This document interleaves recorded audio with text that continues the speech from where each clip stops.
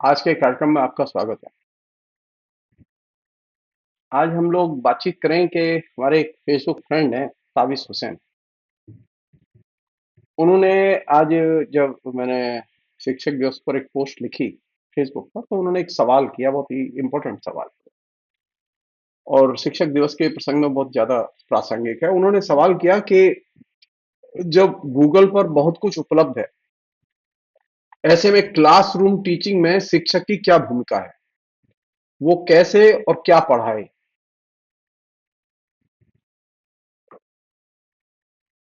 सुनने में सवाल बहुत सिंपल है, लेकिन उन्होंने खुद लिखा है कि बहुत जटिल है।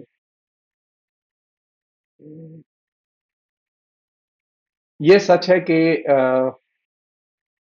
अभी हमारे विभिन्न विषयों के छात्रों का एक बहुत बड़ा हिस्सा वो बड़े पैमाने पर गूगल टीचिंग मटेरियल पर डिपेंडेंट है। और ये जो तमाम एजुकेशन की जो कंपनियां आई हुई हैं, उन्होंने जो मटेरियल पोस्ट किया हुआ है गूगल पर, उसकी वो मदद लेता है, और वो हर विषय पर सामग्री वहां अवेलेबल है। आपको लगेगा कि अब आपको कहीं और जाने की जरूरत नहीं है, गूगल खोलिए और देखिए और पढ़िए।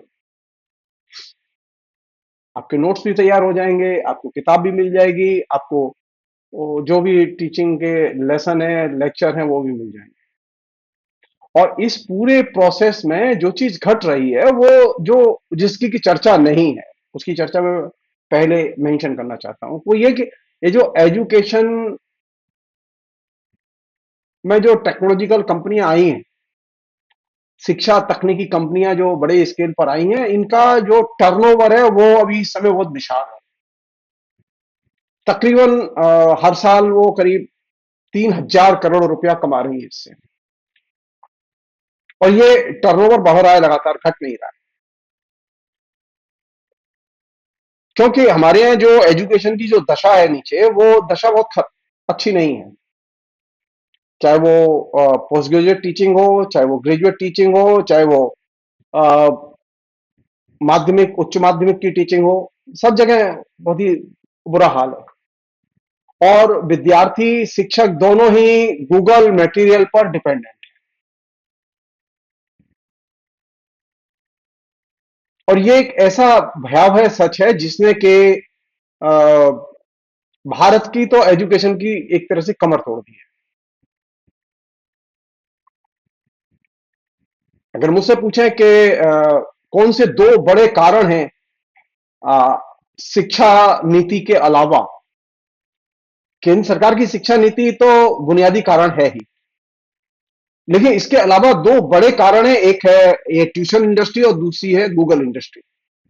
गूगल पर जो एजुकेशन इंडस्ट्री है, वो इन तीनों ने मिलके, यानी केंद्र सरकार की शिक्षा नीति, ट्यूशन इंडस्ट्री या कोचिंग इंडस्ट्री, या थर्ड जो है वो गूगल एजुकेशन इंडस्ट्री, इन तीनों ने मिलके पूरे के पूरे एजुकेशन सिस्टम की, शिक्षा के क्षेत्र में आत्मनिर्भरता की एकदम बैकबोन तोड़ दी है।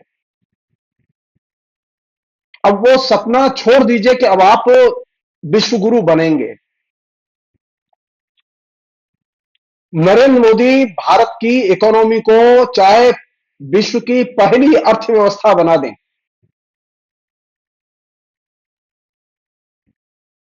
वो बनी सकती है। जिस तरह से हमारे यहां manipulation, data manipulation, production manipulation चल रहा है, उसमें, और इवन शेयर मार्केट में मैनुपुलेशन, तो आप को ये समझाया ही जा सकता है और ये फीड किया ही जा सकता है कि भारत अब नंबर 1 हो गया है दुनिया में। चाहे भारत की शिक्षा व्यवस्था का ढांचा पूरा बैठ जाए।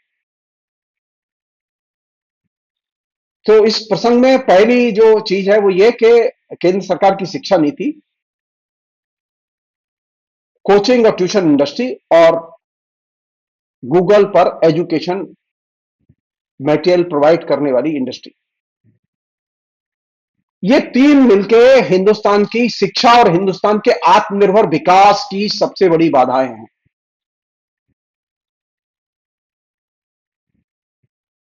अब मैं उस बुनियादी सवाल पर आता हूं जो ताबिश हुसैन ने किया है। उनका सवाल यह है कि गूगल पर बहुत कुछ उपलब्ध है, ऐसे में क्लासरूम टीचिंग में शिक्षक की क्या भूमिका है? वो कैसे और क्या पढ़ाए? अगर सब कुछ बिना शिक्षक के ही संभव होता, तो फिर कॉलेज, यूनिवर्सिटी, स्कूल खोलने की जरूरत नहीं पड़ती। लोगों से कहा यही जा रहा है कि ऑनलाइन एजुकेशन से, ऑनलाइन डिग्री से आप पढ़ लेंगे और पढ़ लिख कर पैरों पर खड़े हो जाएंगे।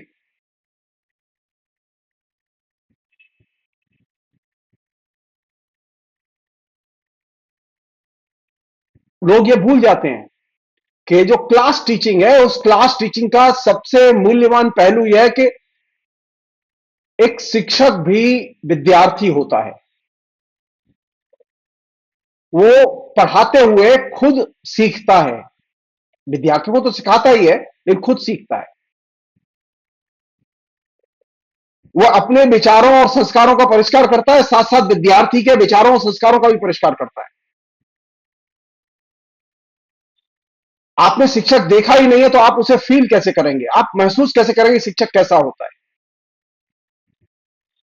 टेक्नोलॉजी में जो शिक्षक उपलब्ध है, टेक्नोलॉजी में जो शिक्षण का मटेरियल उपलब्ध है, उसे आप फील नहीं कर सकते जब तक आप फेस टू फेस शिक्षक से न मिलें। आप उसकी अनुभूति और अनुभवों से न गुजरे, आप शिक्षक को और शिक्षक की ताकत को महसूस नहीं कर सकते। तो गूगल के टीचिंग मटेरियल की सबसे बड़ी ट्रेजेडी है कि वहां मटेरियल तो है, लेकिन शिक्षक नहीं है। शिक्षक की अनुभूति नहीं है, और शिक्षक की जो एक तरह से विकास की संभावनाएं हैं और शिक्षा के विकास की संभावनाएं हो सकती होती हैं, वो नहीं है वहां।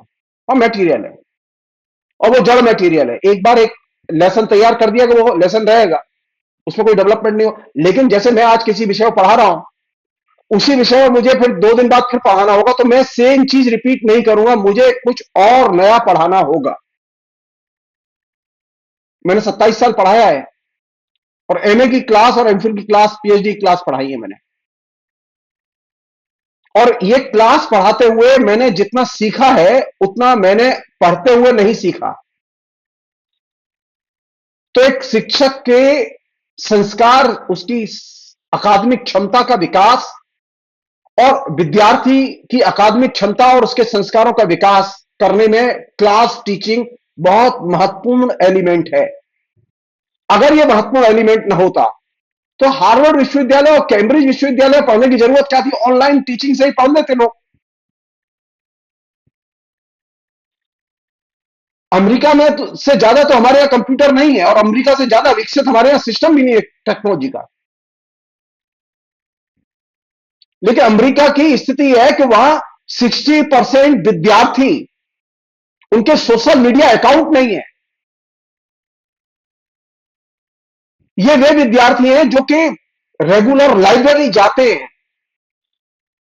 और हमारे यहां मुसीबत यह है कि जो विद्यार्थी एक बार पढ़ने लिखने में आ गया, उसके सोशल मीडिया अकाउंट है, और लाइब्रेरी तो वो जाता ही नहीं है। और कॉलेज या यूनिवर्सिटी में लाइब्रेरियों की स्थिति और भी बदतर है, वहां वो सुविधाएं भी नहीं है। लेकिन जहां सुविधाएं हैं, वहां देखना चाहिए कितने विद्यार्थी लाइब्रेरी जाते हैं। अमेरिका का, चाइना का, ब्रिटेन का, जर्मनी का, जापान का शिक्षा के क्षेत्र में जो स्तर ऊंचा है, उसका बड़ा कारण यह है कि वहां विद्यार्थी पढ़ते हैं और शिक्षक पढ़ते हैं, और क्लास में पढ़ते हैं, वो ऑनलाइन नहीं पढ़ते। ऑनलाइन बुक डाउनलोड करके मैक्सिमम विद्यार्थी नहीं पढ़ते, बल्कि ऑफलाइन लाइब्रेरी जाके पुस्तक इश्यू करा के घर लाके या लाइब्रेरी में बैठ के पढ़ते हैं। तब उनका दर्जा दुनिया में सबसे ऊपर है। और हमारे यहां यूनिवर्सिटियों का, हमारे यहां की संस्थानों का, जो एकेडमिक संस्थान, उनका दर्जा सबसे नीचे है।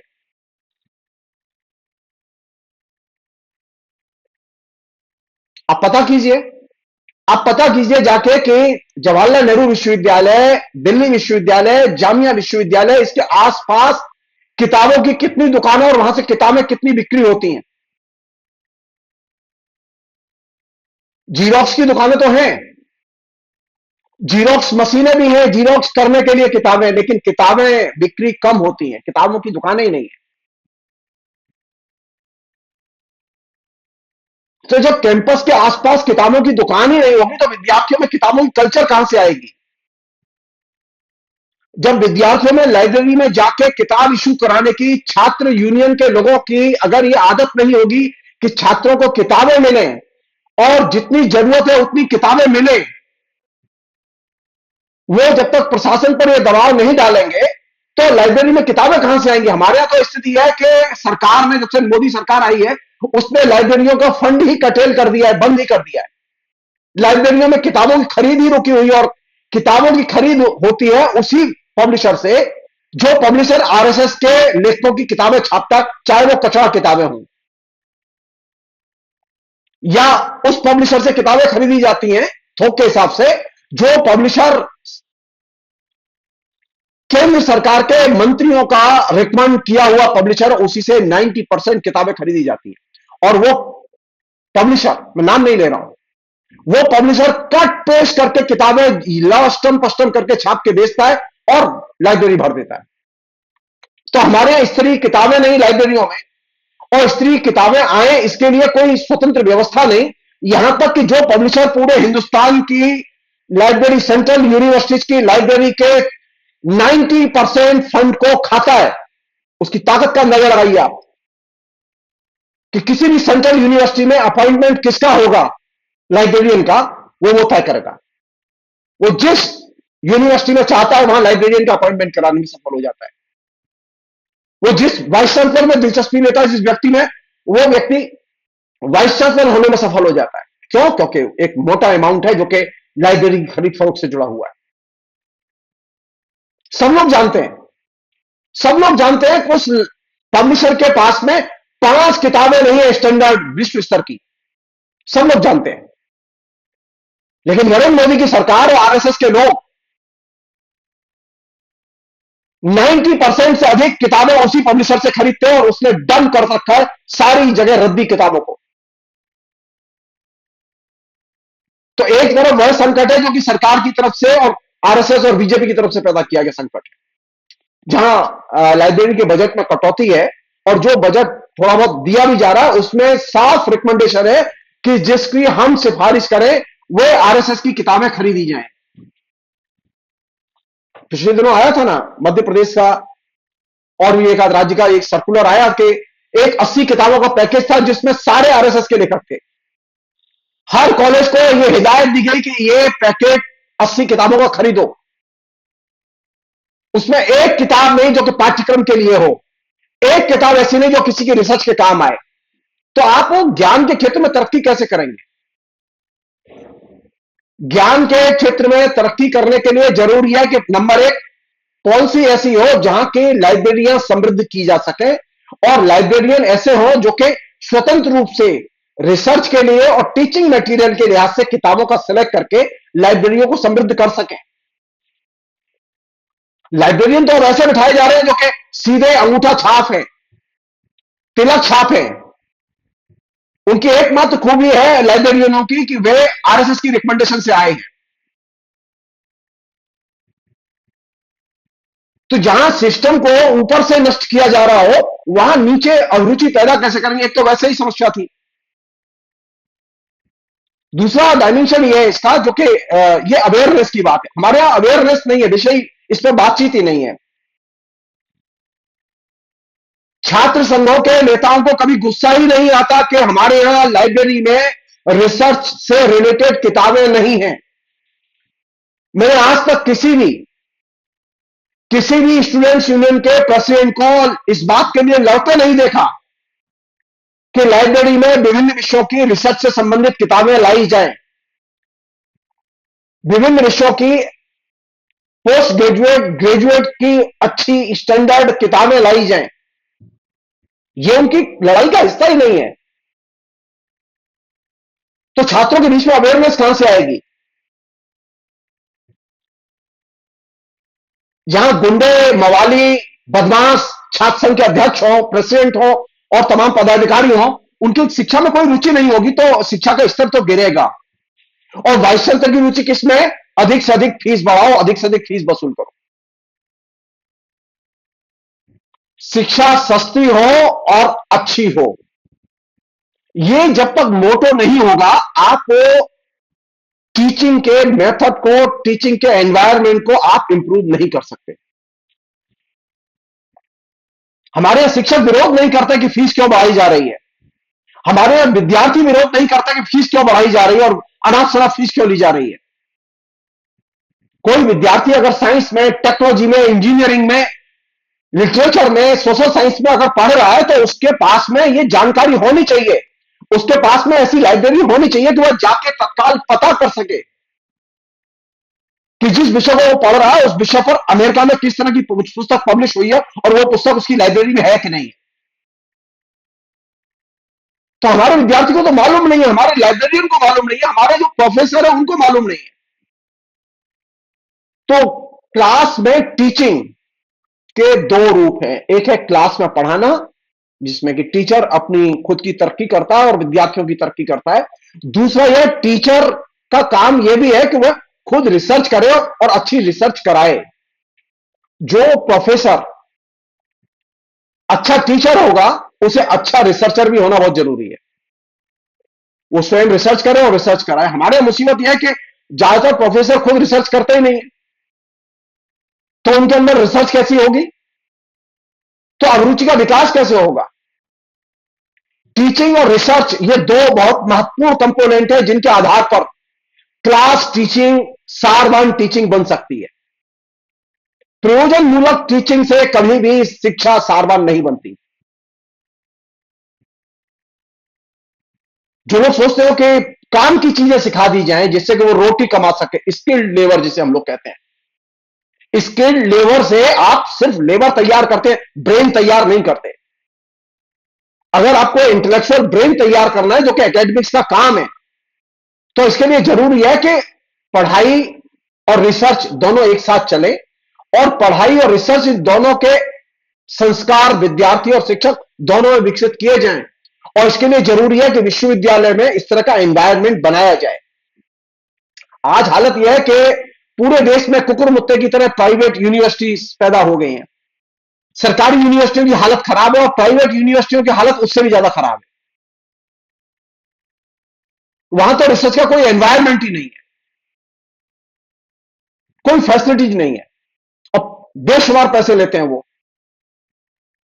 तो वैसी स्थिति में विद्यार्थी अपना विकास कैसे करेगा।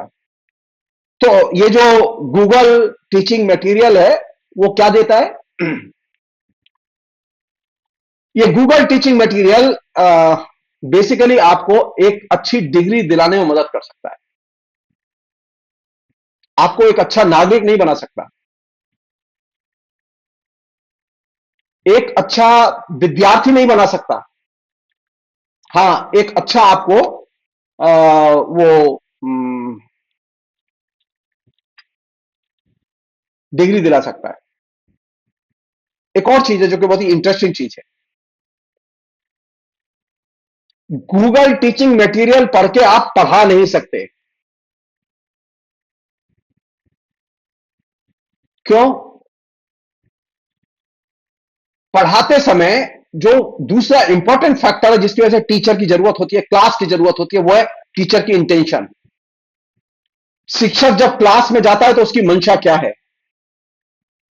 अगर शिक्षक की क्लास में मंशा यह है कि वो आया है किसी तरह से कोर्स में जो लिखा है उसे पढ़ा के चले जाना है, तो समझ लो कि वो शिक्षक बहुत खराब है। अगर शिक्षक की मंशा यह है कि उसे अच्छा नागरिक बनाना है अपने विद्यार्थी को और उसके अंदर ज्ञान की भूख पैदा करनी है, अगर इस इंटेंशन के साथ में टीचर क्लास में घुसता है तो उसकी यह कोशिश होती है कि जो पढ़ाया जा रहा है उसके प्रति और जो पढ़ा रहा है उसके प्रति लोगों के अंदर आकर्षण पैदा किया जाए, एक अनिवार्यता और अनिवार्य संबंध पैदा किया जाए। विद्यार्थियों को लगे कि अगर स्वयं सो टीचर की क्लास नहीं की तो उसने बहुत कुछ खो दिया। क्लास के प्रति आकर्षण, इसलिए नहीं नोट्स बनाने हैं, टीचिंग मटेरियल इकट्ठा करना, ना ना ना ना, क्लास के प्रति आकर्षण।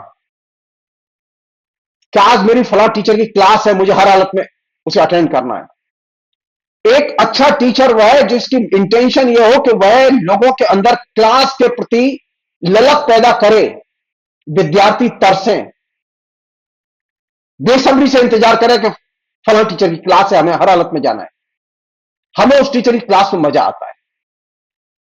सेकंड चीज, इंटेंशन अगर टीचर की अच्छी है और ज्ञान केंद्रित है, तो टीचर की क्लास सिर्फ क्लास में खत्म नहीं होती। विद्यार्थी घर जाएंगे, वो घर जाके भी चिंता करेंगे, शिक्षक ने ये पढ़ाया था। वो घर जाएंगे, घर पर भी बातें करेंगे। शिक्षक सिर्फ जो टेक्स्ट में लिखा है सिर्फ वही नहीं पढ़ाता, बल्कि टेक्स्ट के जरिए जो पाठ है, जो कि कोर्स में दिया हुआ है, उसके जरिए वह समाज में जाता है और समाज से लौट के फिर पाठ में आता है। ये जो डायलेक्टिकल प्रोसेस है, ये डायलेक्टिकल प्रोसेस शिक्षक को महत्वपूर्ण और अनिवार्य बनाता है। गूगल में जो टीचिंग मटेरियल है वो आपको इस डायलेक्टिकल प्रोसेस में लेके ही नहीं जाता, उसमें संभव ही नहीं। आप वहां से पढ़िए और नोट्स बनाइए, जाके सीधे रट के परीक्षा दे दी। क्यों? गूगल में कोई मंशा काम नहीं कर रही, उसमें एक ही मंशा काम कर रही होती है कि आप जितना मटेरियल डाउनलोड करेंगे उसमें आपका जीबी खर्च होगा, और वो जीबी से खर्च होगा तो वो एजुकेशन कंपनी के खाते में जाएगा और एजुकेशन कंपनी के को मुनाफा होगा। सो गूगल मटेरियल की मंशा है मुनाफा कमाने की, और एक शिक्षक की जो क्लास में पढ़ाता है उसकी मंशा मुनाफा कमाने की नहीं होती। उसकी मंशा होती है कि किस तरह से ज्ञान केंद्रित अवरुचियों को विकसित किया जाए।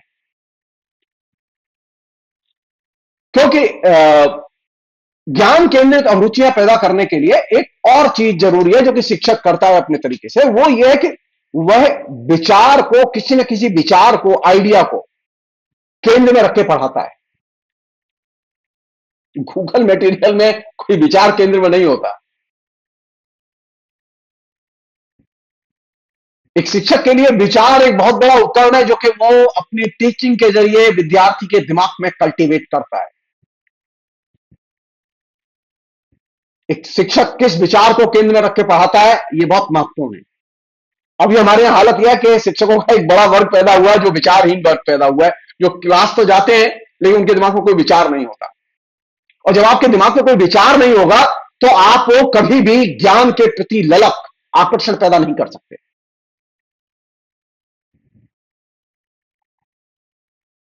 विचार केंद्रित शिक्षा, विचार का मतलब यह नहीं है कि आप, वो कोई भी विचार हो सकता है। विचार को चुनना, उसको पूरे के पूरे टीचिंग के मेथड के जरिए, पूरी की पूरी क्लास के प्रवेश के जरिए, अपने आचार व्यवहार के जरिए, अपने दैनंदिन आचरण के जरिए शिक्षक विद्यार्थियों के सामने एक आदर्श पैदा करता है और उसके व्यवहार में लाने के लिए उसे प्रेरित करता है।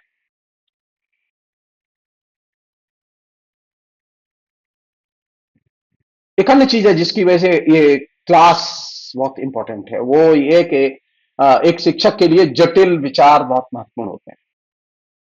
वो उन जटिल विचारों को छोड़ता नहीं है, वो बल्कि उनमें डुबकियां लगाता है, विद्यार्थी को मजबूर करता है।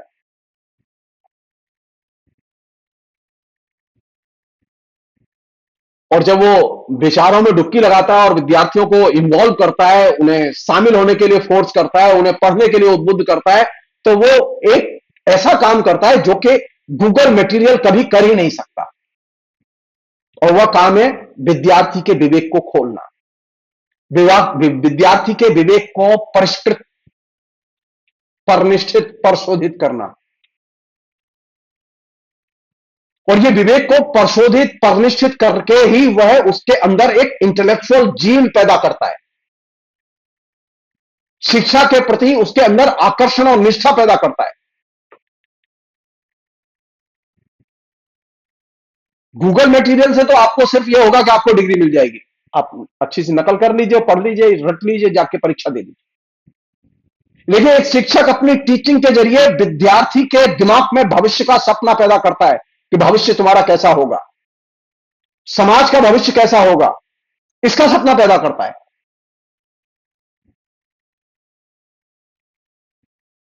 गूगल मटेरियल कोई सपना पैदा नहीं करता अपने विद्यार्थी के सामने, लेकिन एक शिक्षक अपनी टीचिंग के जरिए भविष्य का सपना पैदा करता है। और ये जो चीज है, ये बहुत महत्वपूर्ण चीज है।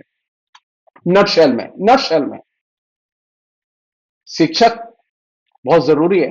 बिना इसके शिक्षा संभव नहीं है। क्लास बहुत जरूरी है, बिना इसके विद्यार्थी का विकास संभव नहीं है। और शिक्षक और कक्षा के विकास के लिए लाइब्रेरी, एक समर्थ समृद्ध लाइब्रेरी बहुत जरूरी है। बिना इसके शिक्षा का और विद्यार्थी का और शिक्षक का विकास और रिसर्च का विकास संभव नहीं है। और जब ये तीनों चीजें होंगी तो इनके लिए संसाधन चाहिए, पैसे चाहिए।